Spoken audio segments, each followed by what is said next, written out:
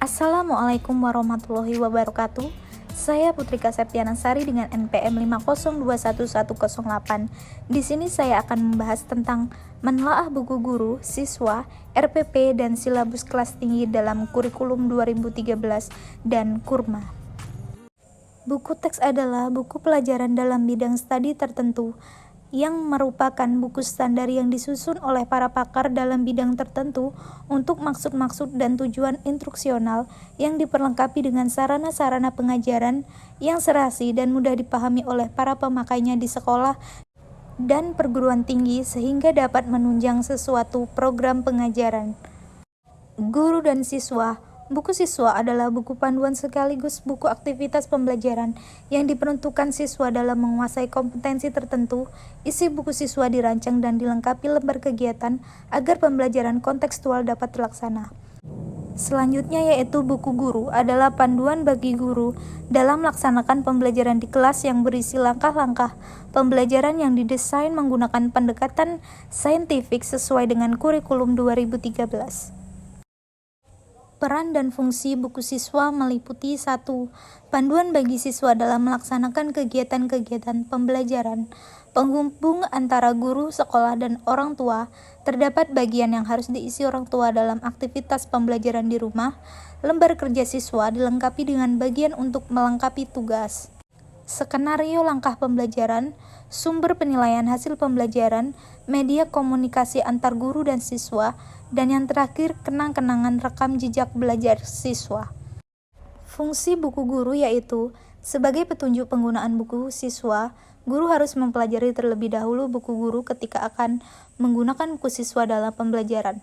Kedua, sebagai acuan kegiatan pembelajaran di kelas yang disajikan dalam tujuan pembelajaran, teknik dan instrumen penilaian, dan jenis lembar kerja serta penjelasan tentang metode dan pendekatan pembelajaran yang digunakan dalam proses pembelajaran. Buku pelajaran kurikulum 2013. Buku pelajaran matematika kelas 4-6 dalam kurikulum 2013 mengajarkan siswa untuk memahami konsep-konsep dasar dalam matematika seperti bilangan bulat dan lain-lain. Kedua, bahasa Indonesia.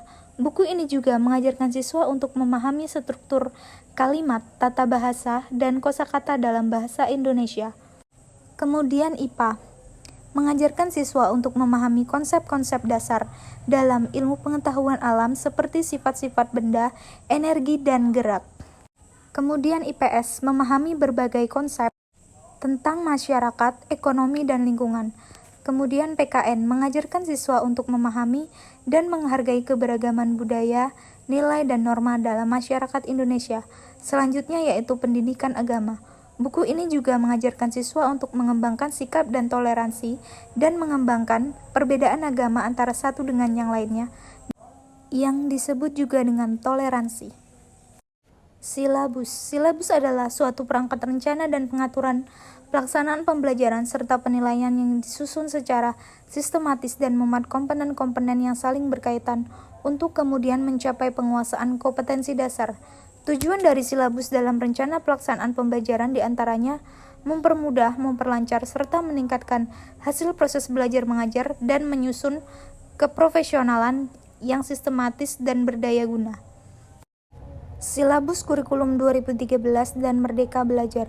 Silabus kurikulum 2013 diterapkan untuk jenjang pendidikan dasar dan menengah. Pada kurikulum 2013, terdapat beberapa kompetensi inti yang harus dikuasai oleh siswa.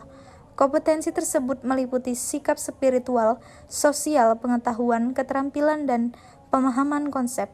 Selain kurikulum 2013, terdapat juga program Merdeka Belajar yang diimplementasikan oleh Kementerian Pendidikan dan Kebudayaan. Program ini bertujuan untuk memperkuat kemandirian dan kecerdasan siswa sehingga mereka dapat mengembangkan potensi diri secara maksimal.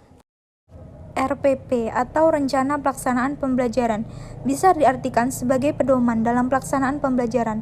RPP ini disusun langsung oleh guru pengampu mata pelajaran sebelum memulai kegiatan belajar mengajar. Dalam penyusunan rencana pelaksanaan pembelajaran ini, guru harus memperhatikan setiap komponen penting yang harus terdapat dalam RPP. Terdapat beberapa perbedaan dalam RPP kurikulum Merdeka antara lain kurikulum berbasis kompetensi, penggunaan teknologi, pembelajaran berbasis masalah, dan pengembangan karakter.